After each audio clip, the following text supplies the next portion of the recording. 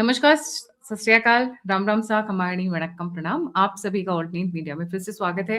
हमारे साथ जुड़े हुए हैं व्यालोक सर जी। आज माँ कत्यानी का दिन है और सर जैसा कि आप देख रहे हैं बहुत सिंसियरली, रिलीजियसली और बहुत सिस्टमैटिकली नवरात्रों के 9 के 9 फास्ट रखते हैं। बट मेरी रिक्वेस्ट पे आज सर एक स्पेशल शो करने जा रहे हैं because this is related to 3 CIA agents who have been caught in India. एक के बाद एक के बाद एक। और ये जो पकड़े गए हैं उसके कनेक्शंस बहुत गहरे निकल कर आ रहे हैं। भारत के कुछ हिस्सों में बड़े लेवल की वायलेंस की तैयारी की जा रही है। इनफैक्ट एक को छुड़ाने के लिए तो मणिपुर में बहुत कुछ स्टार्ट भी करा दिया गया है और दोवल जी को मैसेजेस भी भिजवाए जा रहे हैं। Sir, a very warm welcome on the show. नमस्कार आपके सभी दर्शकों श्रोताओं और आपको प्रणाम। जय जय सिया राम। जी सर, ये कौन से CIA एजेंट्स पकड़े गए हैं? मैं शुरू करूंगी जो केरला में पकड़े गए हैं ड्रोन उड़ाते हुए, वहां से। देखिए, थोड़ा सा पहले पृष्ठभूमि की बात करें, क्योंकि ये केरल में पकड़े गए, मणिपुर में पकड़े गए, कल को कोलकाता में पकड़े जाएंगे, पकड़े ही जाएंगे। क्योंकि आपका भारत जब बहुत दरिद्र था, तब भी, जब बहुत अस्थिर था, तब भी विदेशी शक्तियां इसको अस्थिर करने की जुगत में रहती थी।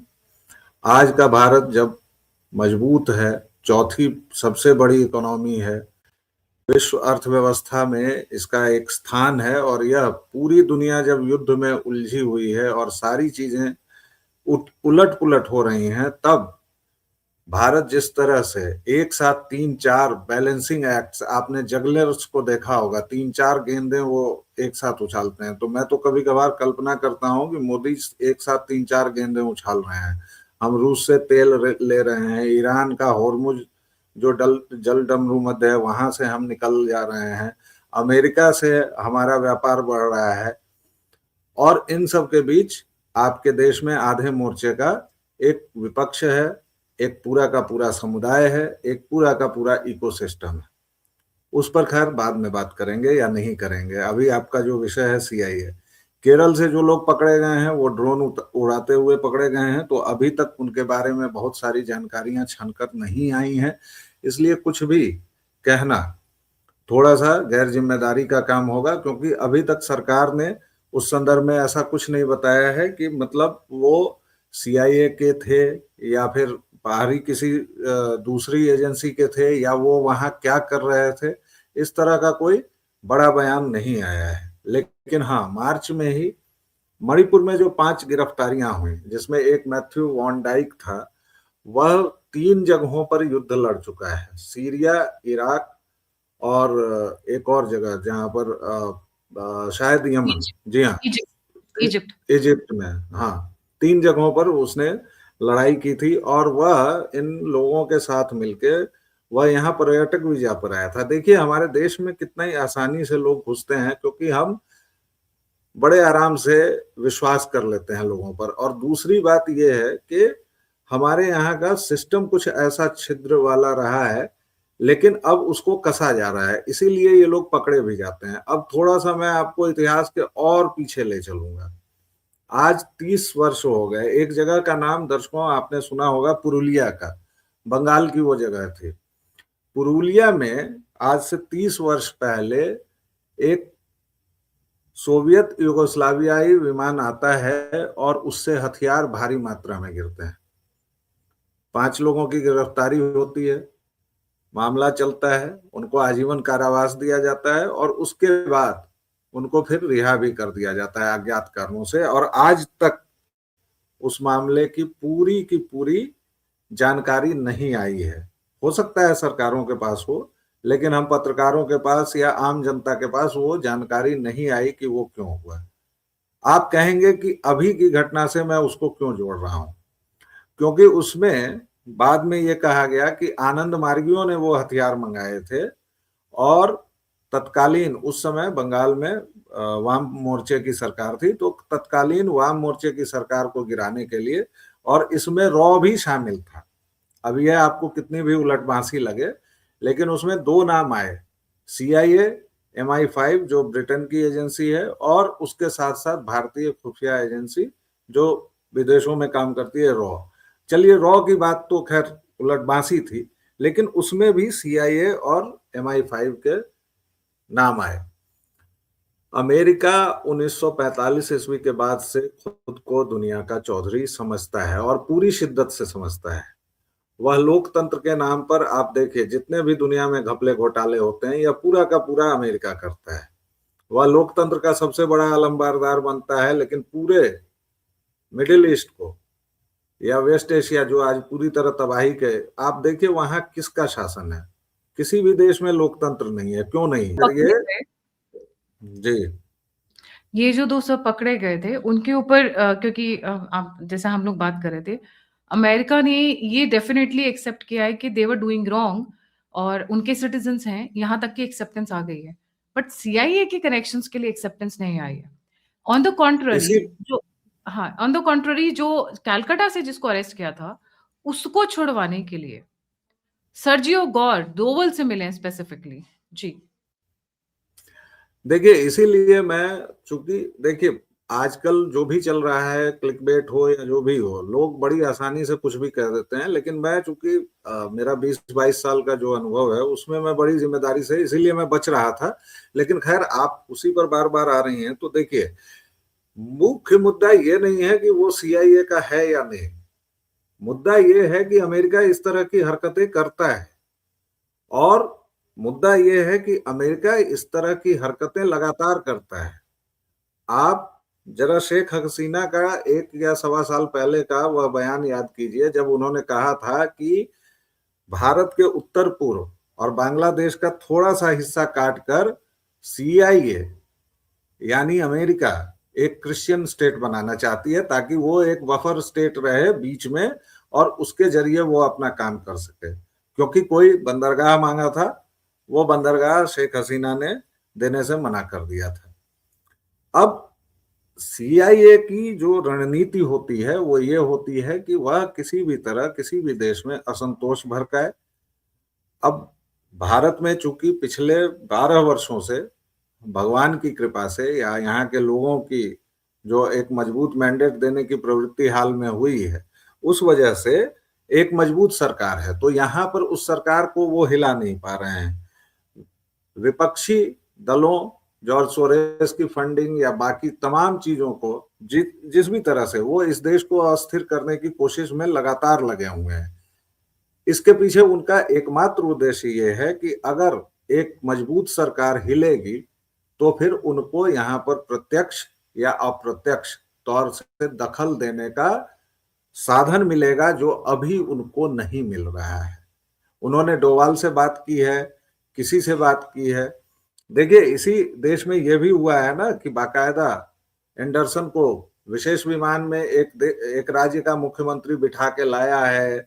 अर्जुन सिंह तत्कालीन मुख्यमंत्री, यहां से बाकायदा उसको छोड़ा गया है, हजारों लोगों के हत्यारे को। और अमेरिका अपने आगे किसी को समझता नहीं है कुछ। वो वेनेजुएला के राष्ट्राध्यक्ष को उठा लेता है, उसको जब मन होता है वो ईरान पर हमला कर देता है। भारत पर वो इसलिए नहीं कर रहा है क्योंकि भारत की स्थिति अलग है।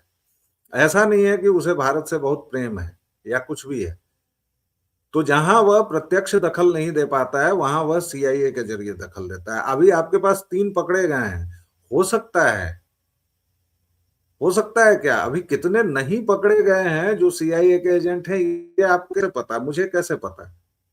क्योंकि भाई मणिपुर को 1 साल तक इन लोगों ने सुलगाए रखा है ना। किन लोगों ने सुलगाए रखा है? इन्हीं लोगों ने तो सुलगाए रखा।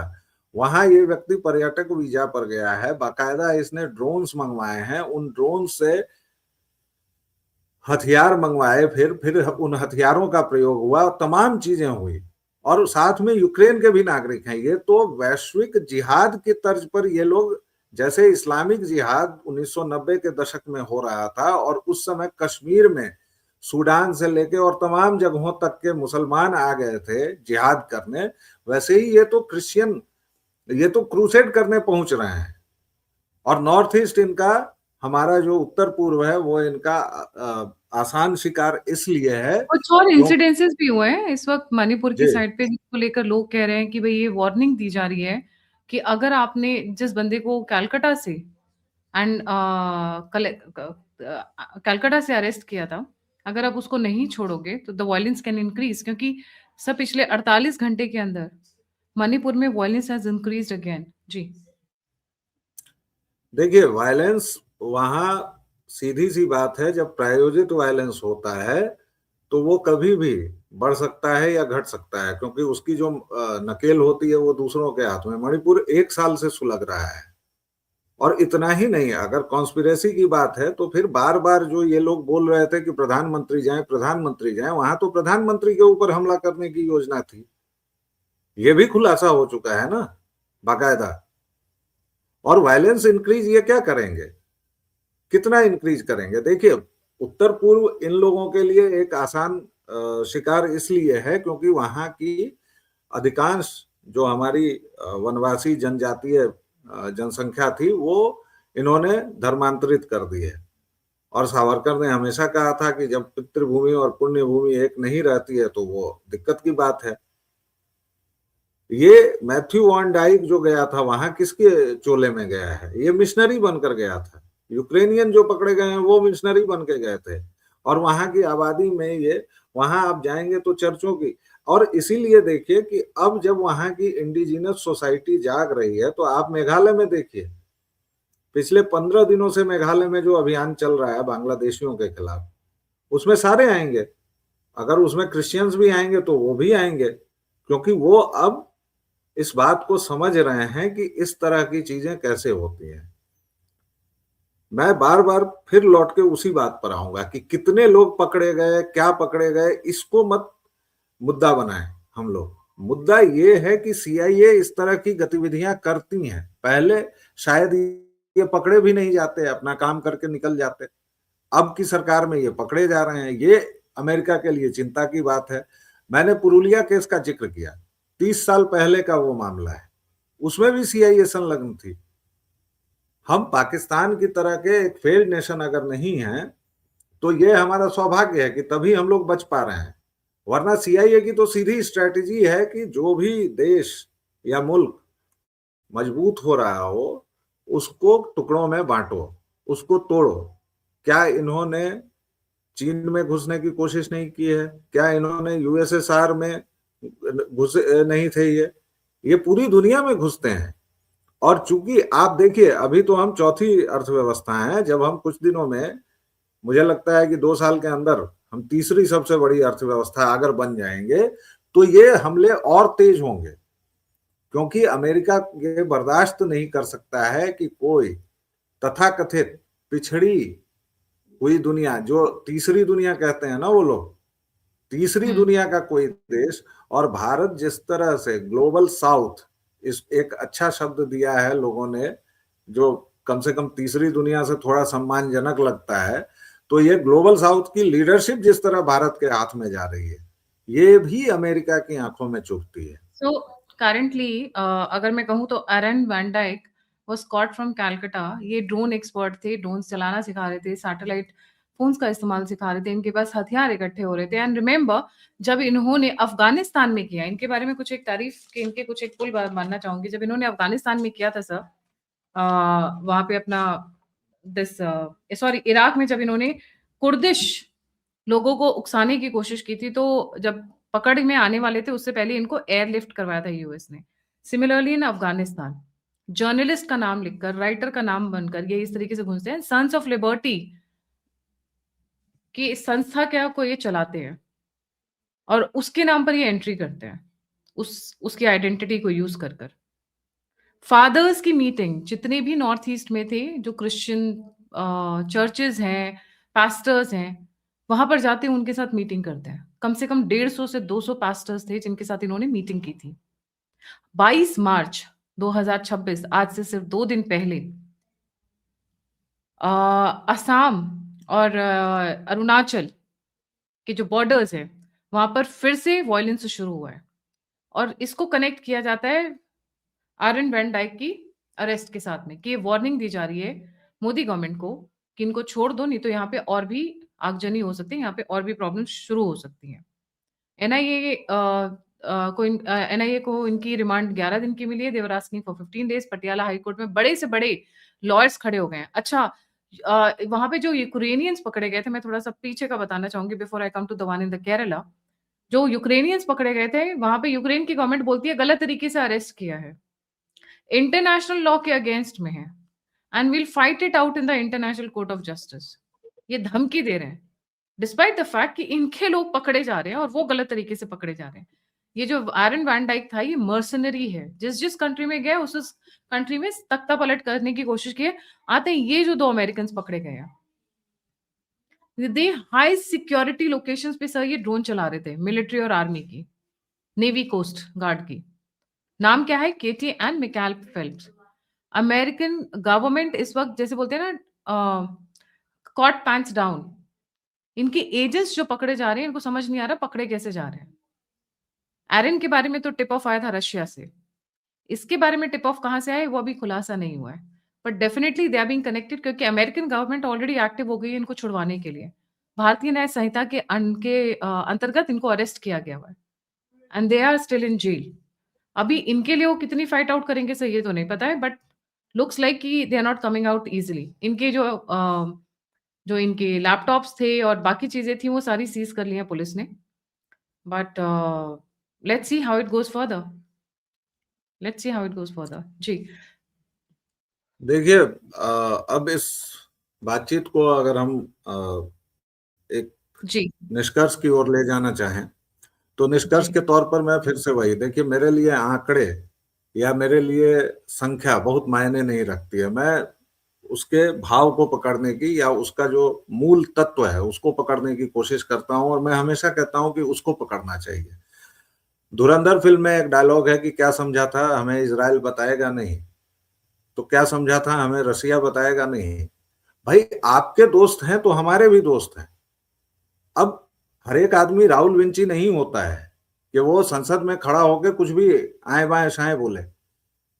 विदेश नीति और डिप्लोमेसी जो चलती है वो कई परतों पर चलती है। हमारे कई दोस्त हैं डिप्लोमेट्स, वो बताते हैं कि आपको जो परत दिखाई दे रही है वो टिप ऑफ द आइसबर्ग भी नहीं है, क्योंकि पर्दे के पीछे कितनी बातें चलती रहती हैं वो सामान्य जन को आएंगी भी नहीं, और वो चल भी नहीं सकता है। जैसे अभी हो सकता है कि इस नागरिक के बदले मोदी सरकार अंदर खाने अमेरिका से क्या डिमांड रही है, कितनी चीजें मांग रही है, क्या क्या सहूलियतें मांग लेगी या क्या क्या इंफॉर्मेशन मांग लेगी, पाकिस्तान के बारे में कुछ समझौता कर लेगी, गॉड नोज, और the politicians and the diplomats know. तो इसलिए सीआईए के लिए सबसे परेशानी का सबब यह है कि भारत में उसके लोग पकड़े जा रहे हैं। पहले जिस तरह से बेरोक टोक होता था, यही भारत है जहां की पूरी मिनिस्ट्री केजीबी के पेरोल पर थी। और ये मैं नहीं कह रहा हूं, ये केजीबी का पूर्व एजेंट अपनी किताब में लिख चुका है, मित्रोखिन आर्काइव्स आप देख लीजिए, उसमें लिखा हुआ है। पूरी कैबिनेट बिकी हुई थी, कमाल की बात है। और अभी आपको क्या लगता है दर्शकों, अभी मतलब 2004 से 14 तक की जो सरकार थी उसमें आपको क्या लगता है किसके इशारे पर वो सरकार चल रही थी? क्या मनमोहन सिंह प्रधानमंत्री थे? नहीं थे। उसमें एंटोनियो माइनो प्रधानमंत्री थी और वो सरकार सीधा वेटिकन के इशारे पर चल रही थी। तब तक सब ठीक ठाक था। अब चूंकि रेसिस्टेंस हो रहा है, समस्या यहां है। समस्या ये है कि अब भारत रेसिस्ट कर रहा है, अब भारत प्रतिरोध कर रहा है, और अब भारत की सरकार इन लोगों को मौका नहीं दे रही है। वरना देश को जलाने के लिए तो भाई राहुल जी कह ही चुके हैं कि बारूद हम लोग छिड़क चुके हैं और बस तीली लगाने की जरूरत है। तो बस इतनी सी बात है। इसलिए जी अभी और भी पकड़े जाएंगे। इस सरकार में जिस तरह से काम हो रहा है, जिस तरह से खुफिया जानकारियां इकट्ठा की जा रही हैं, मुझे लगता है कि बहुत जल्द कई सारे और भी लोग पकड़े जाएंगे। क्योंकि अभी राजस्थान में एक पाकिस्तानी पकड़ा गया है, वहां पंजाब से एक पकड़ा गया है, और ये लोग किस तरह से काम करते हैं। अभी केरल में एक मुन्नार से एक आदमी पकड़ा गया जो भारतीय नौसेना के चीजों की और इमारतों की फोटोग्राफी कर रहा था, संदिग्ध। तो जी लोग पकड़े जाएंगे क्योंकि अब हमने रेसिस्ट करना शुरू किया है, और ये रेजिस्टेंस ही सीआईए जी के लिए या अमेरिका के लिए दिक्कत की बात है। जी thank you so much sir for joining. जाने से पहले सभी व्यूअर्स से रिक्वेस्ट है, please don't forget to like, subscribe and share the alternate media. अगर आप मेरी सहायता करना चाहते हैं, मेरी मदद करना चाहते हैं, तो दिए हुए नंबर और यूपीआई पे आप मुझे डोनेट कर सकते हैं। इसी के साथ जय हिंद, जय श्री राम, हर हर महादेव। जय श्री राम।